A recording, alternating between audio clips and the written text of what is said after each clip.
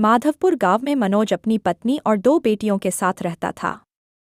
उसकी पहली पत्नी का देहांत उसकी बेटी के जन्म के कुछ दिन बाद ही हो गया था, जिसके बाद अपनी बेटी प्राची की परवरिश की खातिर उसने दूसरी शादी कर ली। कुछ समय बाद उसकी दूसरी पत्नी शोभा ने भी एक बेटी को जन्म दिया। प्राची अपनी सौतेली माँ को बड़ा प्यार करती थी, क्योंकि उसने अपनी माँ को तो बचपन में ही खो दिया था।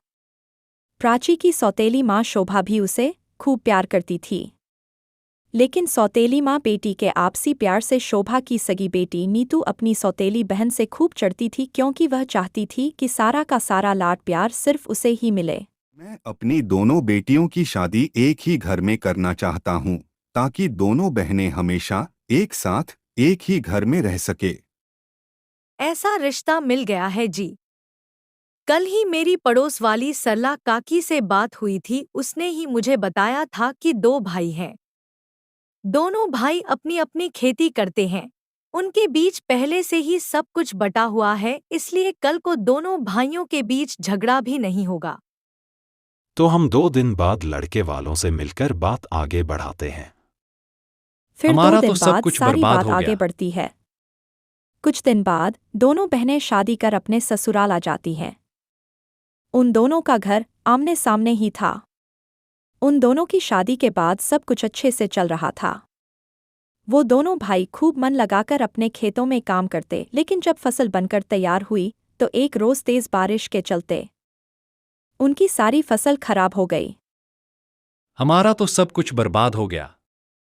आप चिंता मत कीजिए जी, कुछ ना कुछ ठीक हो जाएगा।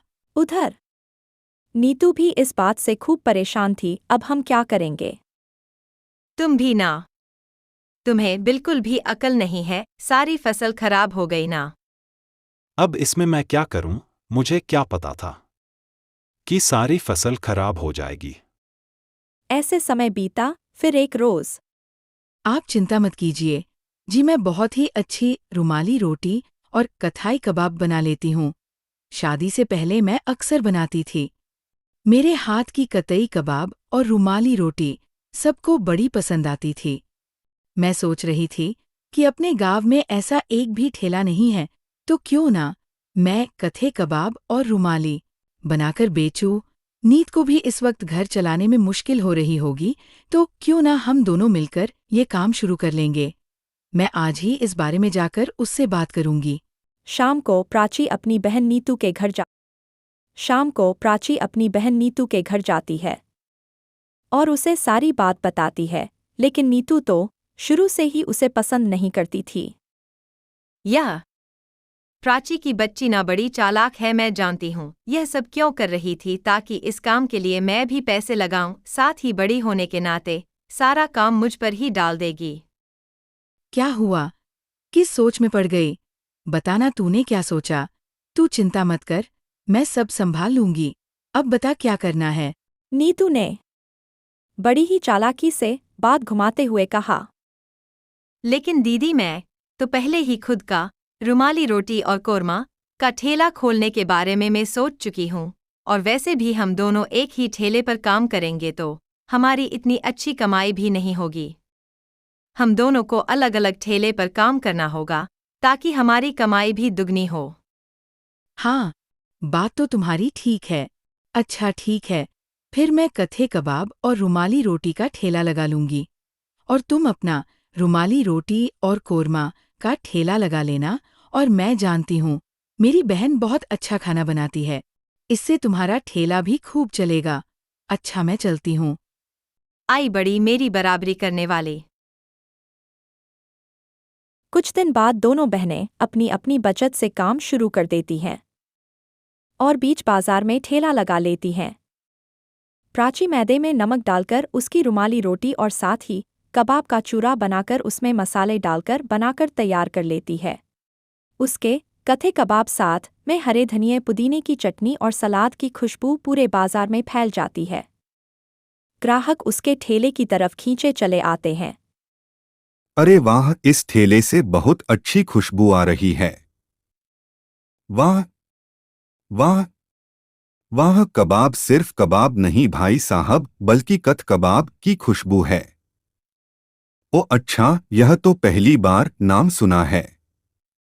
मेरे लिए बना दो। प्राची जल्दी से कथे कबाब और रुमाली रोटी बना कर देती है, जिसे खाते ही ग्राहक अपनी उंगलियां चाटता रह जाता है। वाह बहन जी, क्या कमाल का स्वाद है। आपके इस कथाई कबाब में भाई मजा आ गया। कितने रुपए हुए जी? जी, 50 रुपए।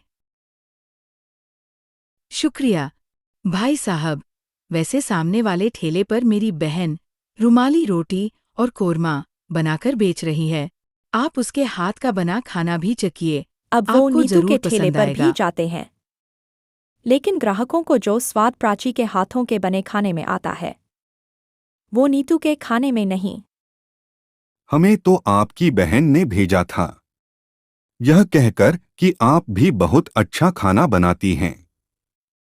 लेकिन यह तो हमें बिल्कुल भी पसंद नहीं आया। जो स्वाद आपकी बहन के हाथों में है, वह आपके हाथों में नहीं है। हाँ तो जाओ यहाँ से, और आज के बाद मेरे ठेले के आसपास फटक भी मत आ जाना, समझे? ना जाने इसकी रुमाली रोटी और कथाई कबाब में ऐसा क्या स्वाद है जो मेरे खाने में नहीं। लेकिन अगर ऐसे ही चलता रहा तो ये अच्छे पैसे कमाने लगेगी और मेरा ठेला कहीं बंद ना हो जाए। उसी शाम वो अपनी बहन के घर जाकर उससे यह रेसिपी सीख लेती है, और अगले दिन से ही वह भी बाजार में रुमाली रोटी और कथाई कबाब का ठेला लगा लेती है, जिससे अब प्राची के ठेले के साथ साथ नीतू के ठेले पर भी ग्राहक आने लगते हैं। अब मज़ा आएगा, अब इसके ग्राहक हुए। अब बस कुछ दिनों की बात है, फिर तो मैं इसका ठेला यहाँ से हटवा कर ही रहूंगी। अब वो अपनी ही बहन के खिलाफ षड्यंत्र रचने लगती है, और एक रोज शाम को घर जाते हुए वो एक आदमी को कुछ पैसे देने देती है। अगले दिन जब प्राची शाम को अपना ठेला लेकर घर लौट रही थी, उसे लौटने में थोड़ा अंधेरा हो गया। तभी जग्गा नाम का गुंडा वहां आ गया और उसने प्राची से सारे पैसे लूट लिए, साथ ही उसका ठेला भी तोड़ दिया। साथ ही प्राची को डराकर वहां से भगा देता है। जब ये बात नीतू को पता चलती है तो वो बहुत खुश होती है, लेकिन उसकी यह बात उसका पति सुन लेता है और उसे अपनी पत्नी पर बड़ा ही गुस्सा आता है। वो उस पर चिल्लाते हुए कहता है, तुम्हें बिल्कुल भी शर्म नहीं आए अपनी बहन के साथ ऐसा करते हुए, जिसने तेरी इतनी मदद की, तूने उसी के साथ कितना गलत किया। जानती हो मेरे पास ठेला खोलने तक के पैसे नहीं थे, लेकिन फिर भी तुम्हारी बहन ने अपनी बचत से मुझे पैसे दिए ताकि तुम ठेला खोल सको। ये सब सुनकर लेकिन नीतू मैं की नहीं आंखों में जानता था आंसू कि आ जाते तुम्हारे हैं मन में और उनके वो लिए अपनी इतना बहन के जहर घर घुला है जाकर कि उससे तुमने अपनी माफी बहन का मांगती है। ठेला उजाड़ साथ दिया। ही उसका ठेला भी ठीक करवा देती है। प्राची भी उसे माफ कर देती है और उस दिन के बाद दोनों बहनें साथ में मिलकर रुमाली रोटी और कथे रोल का ठेला लगाती हैं और खूब पैसे कमाती हैं।